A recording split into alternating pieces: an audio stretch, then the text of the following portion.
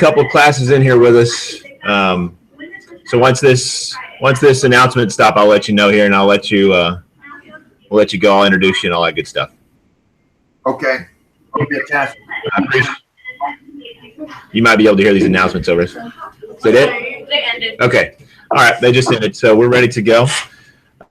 So class, this is Honorable Justice Raul A. Gonzalez, a gentleman that we studied on our civil rights. You guys say hello.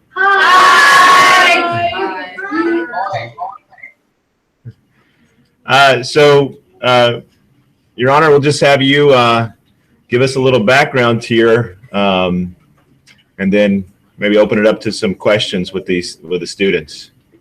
Okay. Student, I'm delighted to be with you this morning. I thank Coach for setting it up. I hope you all are doing well. You read my bio, so I will not spend too much time on my bio. I will just give you an overview and then address some questions that may be of interest to you. Am I coming through, Sean? Yes, sir. Loud and clear. Okay. I was born in Weslaco, Texas. That's in the Rio Grande Valley, down by Brownsville, McAllen, Harlingen. If you ever flown southwest, you probably flew into Harlingen. And I'm about 20 miles from there. It's on the Texas-Mexican border. My parents were born in Mexico. They immigrated to this country early on, come to work. They became United States citizens. My mother is a high school graduate. And after she put all of us through school, she and my dad, she became a licensed educational nurse. I went to Catholic school the first 8 years, and then I went to Weslaco High School for 4 years. After that, I attended the University of Texas at Austin. So, you know, for those of you who are Aggies, I'm sorry about that. Hug 'em horns. After 4 years at the University of Texas at Austin, I wanted to go to law school. I decided to go to law school early on in high school. I looked at the different options about what I wanted to do: an engineer, a doctor, a teacher, a plumber, whatever. And I sort of gravitated toward law school. I became active in school activities in high school with debate, extemporary speaking, one-act play, etc., and work hard on my studies, trying to do the very best that I could. After I graduated from the University of Texas at Austin, I wanted to go to law school. I wanted to go to the University of Texas Law School. But I was not admitted to the University of Texas Law School. That particular year, they only have so many slots. And apparently, my grades were not high enough, or my law school entrance exam was not high enough compared to the other people. I don't attribute that to any discrimination at all. It's a matter of people that applied ahead of me had better grades. I was accepted to 3 or 4 other law schools, and I chose the University of Houston Law Center in Houston. I guess it was a state-supported school. If you go to a state-supported school, your tuition is a lot less. I guess it's subsidized by the state. For example, if you go to SMU, you go to Baylor, the tuition would be about 3 or 4 times higher than it is a state-supported school. So after I graduated from the University of Houston Law School, I started my legal career. I worked as an assistant city attorney for the city of Houston. After about 2 years of that, I became a legal aid lawyer, helping the poor with their problems. And then after that, after representing the poorest of the poor, with all the procedure of substance biases against the poor, I joined the United States government as an assistant United States attorney. I went from no power to a lot of power in terms of clients. I was started on the civil side, and then I went to the university. I was assigned criminal docket in Brownsville Division, so I prosecuted a lot of drug cases.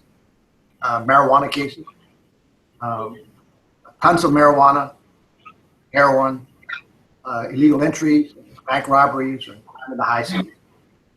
After that, I went into private practice, and after private practice, I became disillusioned in the law. I didn't like what was happening in the law.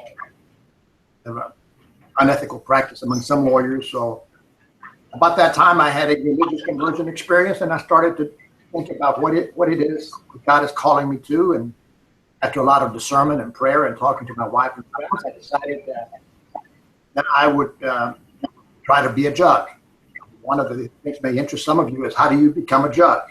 How did I become a judge? There was a vacancy as a district court judge, the court of what we call general jurisdiction. They had civil cases, criminal cases, juveniles, family law, the whole gamut of the cases. The judge was retiring. I told my many friends that I could that I was interested in the position and that they would help me. In Texas, there are two ways to become a judge in Texas: by appointment by the governor, or by an election. Since there was a vacancy, I ran in the Democratic primary. Another fellow wanted the same position. I won. There was no Republican opponent. After I won the Democratic primary and became a candidate for the Democratic primary, before the general election, I was appointed by Governor Dolph Briscoe to fill out an unexpired term of the judge. And then I started my own term, 4-year term. I stayed there 3 years. After being a district judge, enjoying what I was doing, I was asked to be a candidate for a court of appeals. The court of appeals, for the grades, is, it's like a coach or some of your teachers. They test you. We test the cases that are tried in the district courts with jury trials or non-jury trials. Those people that lose, that think that the judge has made a legal error, appeal to the court of appeals. I became one of the judges in the court of appeals grading the lower court. I spent 3 years there. I thought I'd be doing that for the rest of my life. And after that, Lord and behold, I was asked to submit my name to be a Supreme Court justice. And that came out of the blue, and I was flabbergasted.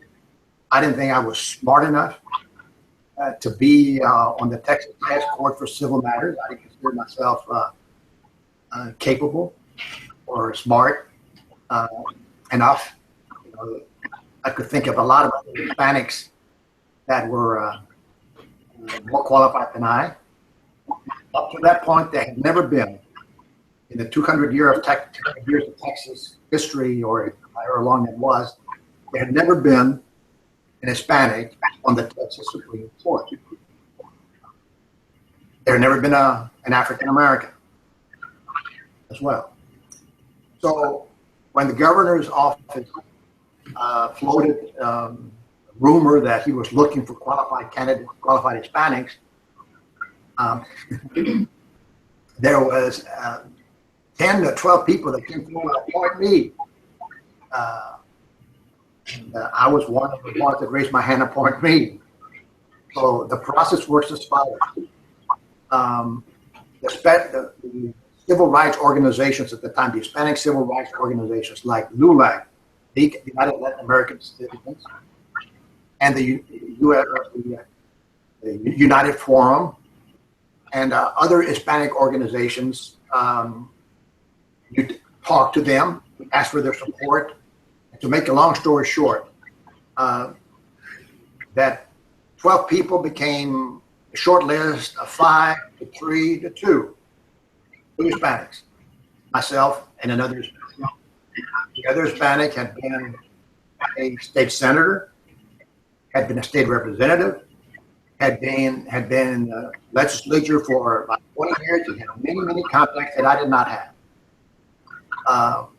He thought that he was going to get it. And I frankly While I wanted the opportunity to be on the court, I did not like the process. The process is as follows. If you get appointed to the Texas Supreme Court and confirmed by the Senate, you have to run statewide. Your name is on the ballot in 254 counties. And you have to organize a campaign to retain your seat. You have to raise money for a campaign. I did not like that because I don't believe that there's any way to remove the appearance of impropriety when you go to law firms and lawyers and ask for money and corporations, because they may appear before you, and there's no way to remove the appearance of impropriety. So I did not want to do that. So I said, in my own mind, let the guy have it. I am satisfied as being a Court of Appeals judge. It's an honor I can do without.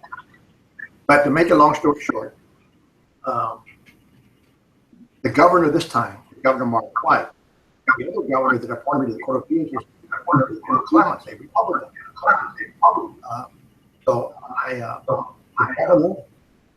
appeared at a convention,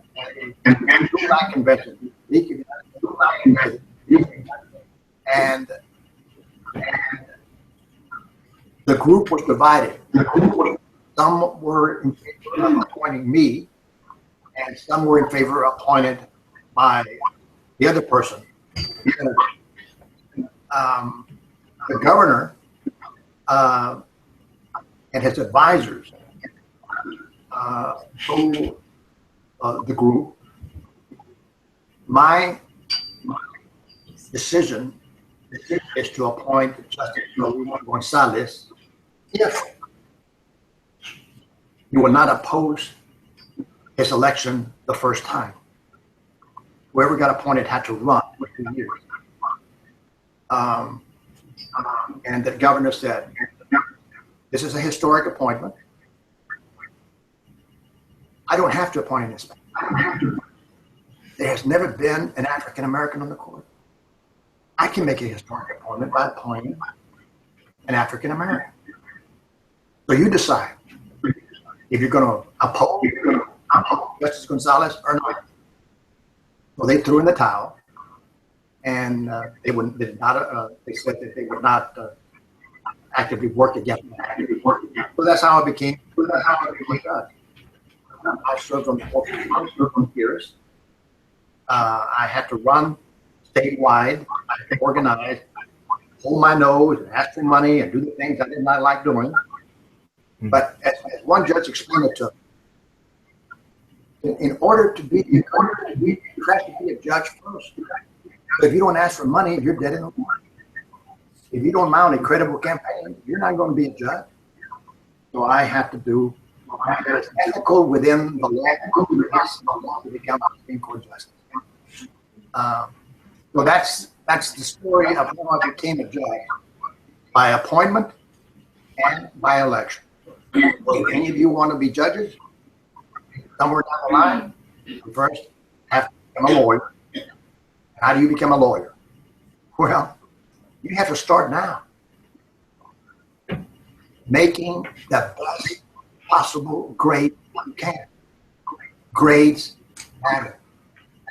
The habits, the study habits you right now will serve you well in the 8th grade, 9th grade, and throughout high school. It is very competitive. Very, very competitive. So if you have in mind, if you want a career in the law, in medicine, in pharmacy, or whatever it is, grades matter. Integrity matters. Doing what's right, doing the right thing matters. Taking initiative matters. If you have a goal, for example, I had a goal. I wanted to be a lawyer. I was devastated. That I was not admitted at the University of Texas. But I did not give up. I had a dream and a goal. So I applied to other law schools. I was accepted to the law schools, and the rest is history. Here I am, talking to seventh graders of Frisco ISD. I had a very interesting case when I was a district judge. I'll tell you about some of the interesting cases.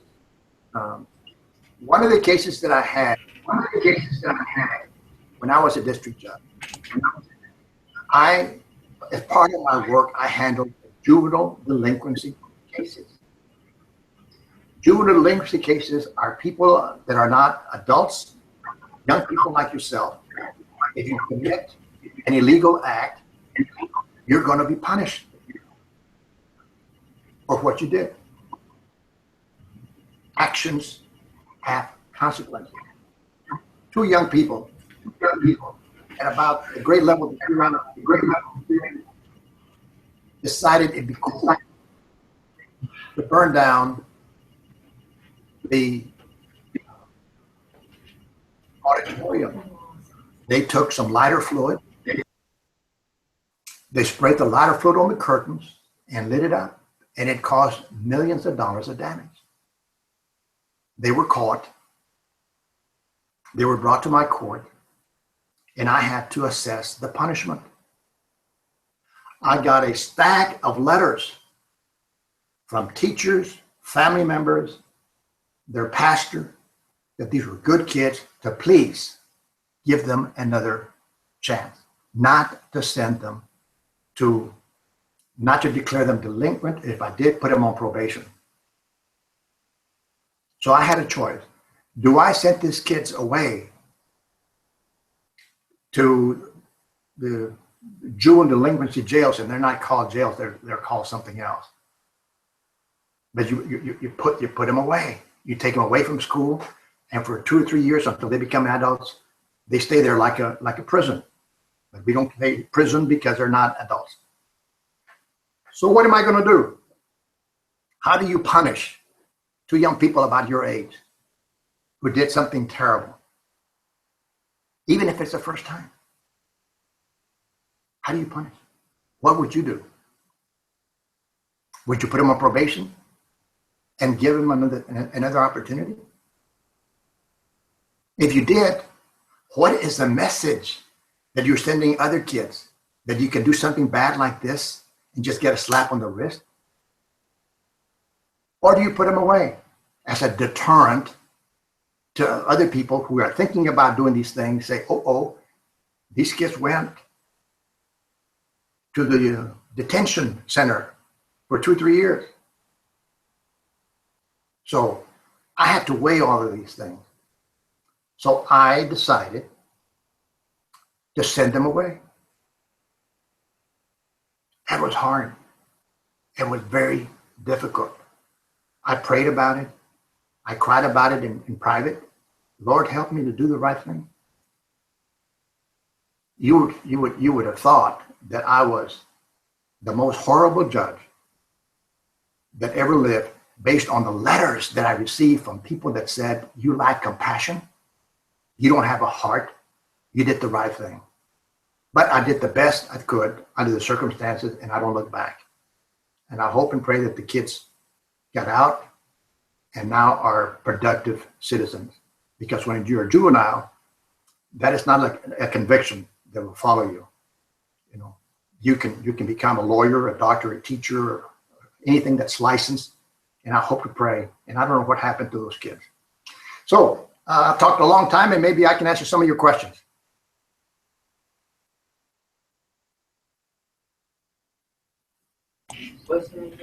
Yes. What was it like being in the Supreme Court? So we have a question. What was it like being in the Supreme Court? Can you be a little more specific? Like, what law? Did you have to change any laws, or were you... So as a sitting on the Texas Supreme Court, do you have the ability to affect or change laws? And if so, were you part of that? Yes, the answer is yes. The cases that come to the Supreme Court are very difficult. These are cases that have been tried at the lower court, at the district level. They have been reviewed by the Court of Appeals, and they come to the Supreme Court either to interpret a statute or to develop what we call the common law. For example, there was a case that came to our court on the Supreme Court. And the Supreme Court is made of 9 justices. And in order to make law on the Supreme Court, you have to have a vote of 5 out of the 9.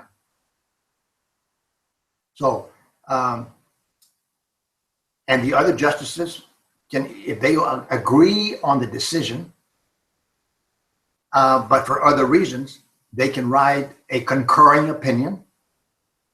Or if they disagree with the decision, they can write a dissenting opinion. We had a case of interest, interest to me, it might interest to you. I'll give you an example of how we make law. Judges make law. In a softball game, like some of you play, just a regular organized softball in a team. The hitter had a base hit. There was a person on third base. The person on third base tried to score and went in, and instead of sliding, well, it was a very hard slide because he wanted to dislodge the ball from the catcher. So it was a very hard collision between the person running from third to home. So the catcher got injured. And after the injury, he sued the person that slid into him for personal injuries. There had never been a case like that before the Supreme Court. And I wrote an opinion that said we ought not to allow and create liability on the person that was trying to score, because when you play games like this, you assume the risk. It's like in, for coach, if he's got a football player that gets injured or something, and it was a legal hit, not an illegal hit, that person cannot sue the other person if they didn't, because you assume the risks of the sport. So we created law. I wrote an opinion on the court that said we ought not to create liability. So that's a long answer to a short question. Since we're running out of time, perhaps or not, but since this is a civil rights class, let me just tell you about my civil rights background. One of the questions was, have I ever witnessed discrimination because I am Hispanic? And the answer is yes. Back long before you were born, back in the 1950s, we were prohibited. We could not speak Spanish on campus in our particular school. If you spoke Spanish, you were punished. I thought that was wrong. So in a sense, I thought that was discrimination. We were not talking bad about anybody or gossiping or anything. We were just having a conversation, but we were punished. So I thought that was wrong. When I came to the University of Texas at Austin, there is, if you've ever been to Austin at the University of Texas campus, there is what they call the drag, the main drag in front of the university. There are barbershops, theaters, stores, etc. Well, when I was a freshman at the University of Texas at Austin, they did not allow African Americans in the barbershop or at the theater. So I joined other students who thought this was wrong, and we picketed. And we stayed there, picketed back and forth, saying, bringing light to that discrimination, and the policy was changed later on as a result of our bringing light to that particular discrimination, not against me, but against African Americans. When I was, I think, a sophomore at the University of Texas, Cesar Chavez, who you may know about, Cesar Chavez is a United Farm Workers Union president during his lifetime, a very good man. who fought for the rights of immigrants, particularly people that worked out in the fields, picking crops, what we call stoop labor. He was going to be in Crystal City. Crystal City is approximately 100 miles from Austin. It's called the spinach capital of the world. And he organized a protest against the company, the major company, it may have been Del Monte and some other company, about the wages that the workers were being paid. So I marched along with hundreds of other people with Cesar Chavez, bringing light, putting the spotlight to that problem with the hope of improving the conditions of the workers. So there are two examples that I think are relevant with regards to your class on civil rights. Did I face any discrimination on the Texas Supreme Court? No. The justices welcomed me. I didn't know them before. They welcomed me, and I was an equal member of the court, and I felt no discrimination on the Texas Supreme Court. Any other questions?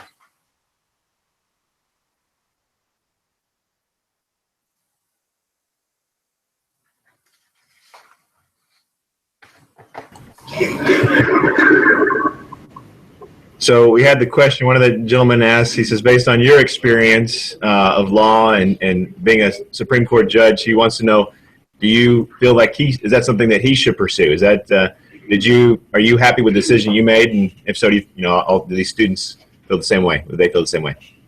I am delighted that I became a lawyer.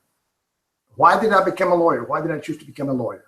Well, I chose to become a lawyer because I didn't like medicine. The chemistry and the biology and the sciences. So I ruled out medicine. Engineering, you had to be good at calculus and geometry and math, and that's not my cup of tea. That's not my strength. So by a process of elimination, I zeroed in on the law, in part to fight the discrimination that I saw around me. And another way, because I thought that I could do something with my life that would allow me to earn a living and give me satisfaction and joy. And it has. I've had a wonderful, wonderful legal career. I've been a judge at every level. I've been a federal prosecutor. I've been a defense attorney. I've been in civil practice.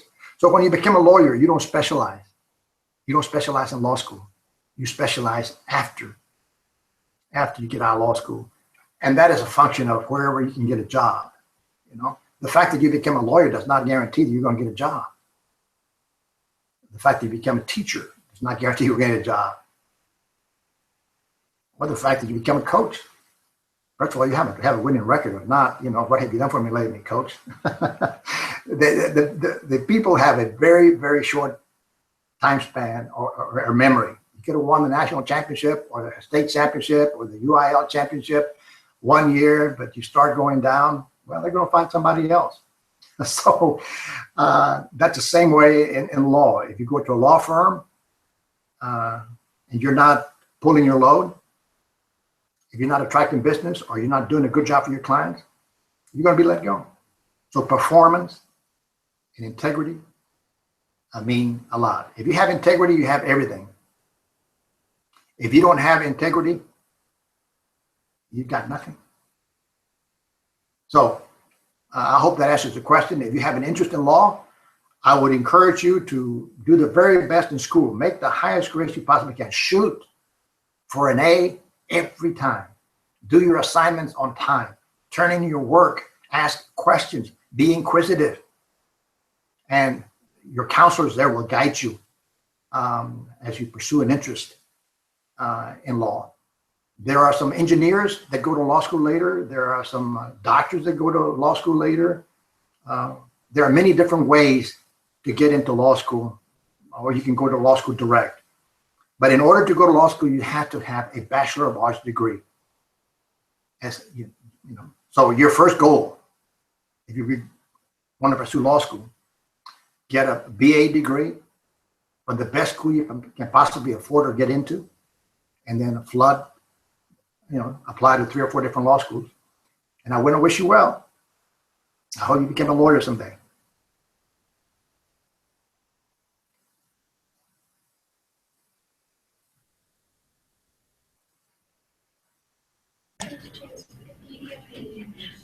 What's that? Check Wikipedia page. What? Because it says you're- No.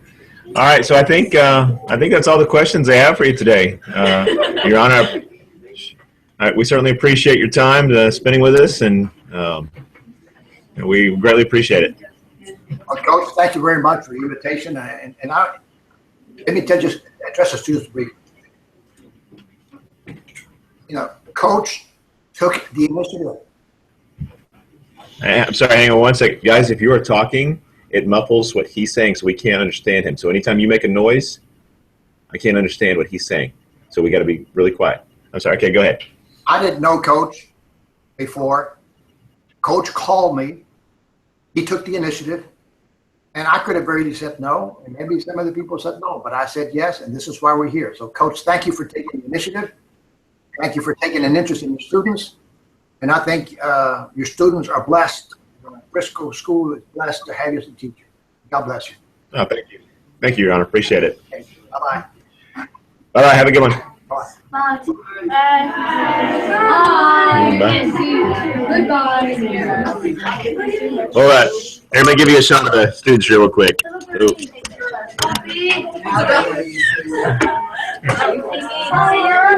Where am I? Hi. Thanks again. Bye-bye. Bye.